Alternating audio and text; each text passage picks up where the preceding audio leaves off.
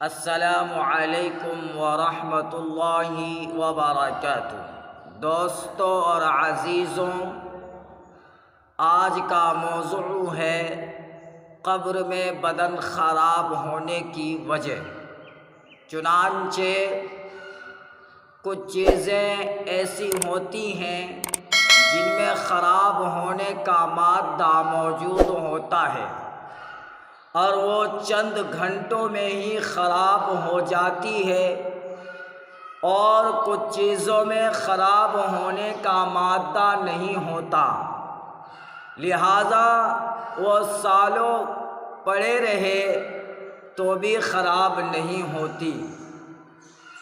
اسی طرح گناہوں کے اندر خراب ہونے کا مادہ موجود ہوتا ہے، کیونکہ وہ نجاست کے مانند ہوتے ہیں اور نجاست بدبو پھیلاتی ہے جس سے چیزیں خراب ہو جاتی ہیں۔ اسی لیے گناہوں کے اثرات کی وجہ سے قبروں کے اندر بدن خراب ہو جاتے ہیں اور کیڑوں کی غذا بنتے ہیں، اور نیکی کے اندر خوشبو ہوتی ہے، اور خوشبو کو آپ جتنا عرصہ ڈھانپ کر رکھیں گے وہ خوشبو ہی رہے گی۔ لہٰذا جو انسان دنیا میں توبہ تائب کر کے مرے گا اس کے اوپر گناہوں کے اثرات نہیں ہوں گے۔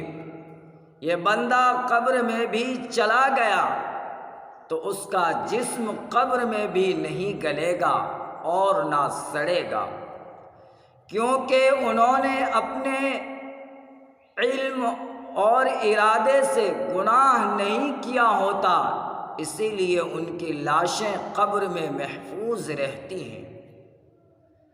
انبیاء کرام کے بارے میں تو حدیث پاک میں آ گیا کہ ان کے جسموں کو آگ حرام کر دیا گیا ہے، کہ ان کے جسموں پر آگ حرام کر دیا گیا ہے۔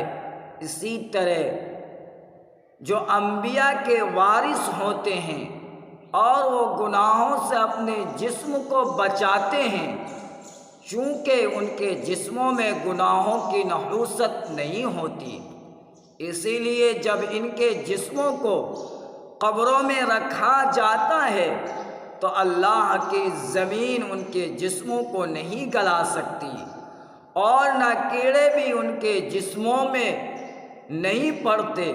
اسی لیے بعض اولیاء اللہ کے جسم قبرستان کی کھدائی کے وقت بالکل صحیح سالم پائے گئے، کیونکہ ان کے جسم میں گناہوں کے اثرات نہیں تھے۔ کئی ایسے نیکوکار بھی ہوتے ہیں کہ ان کے جسم کی خوشبو نے قبر کی مٹی کو بھی خوشبودار بنا دیا۔ چنانچہ امام بخاری رحمۃ اللہ علیہ کا واقعہ مشہور ہے کہ جب ان کو قبر میں دفن کیا گیا تو قبر کی مٹی سے خوشبو آتی رہی۔ اس طرح کے واقعات بہت سے اللہ والوں کے ساتھ پیش آئے۔